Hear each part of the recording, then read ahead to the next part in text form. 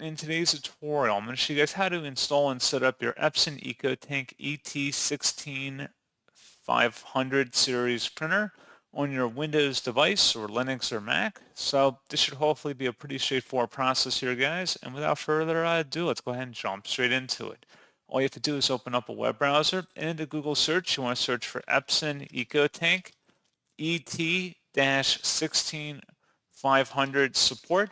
Go ahead and search for that. Best results come back with an Epson support page that says Epson ET-16500.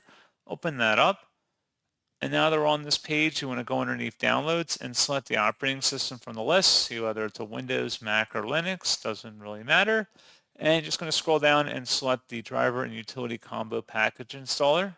Go ahead and download that. And once it's on your system, go ahead and open up that file to run it. Should be a verified publisher, Epson Inc. Select yes.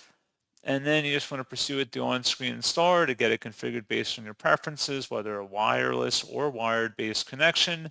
If there's any optional programs or features you want to install of it, it'll give you the options in the forthcoming screens. And that's pretty much it.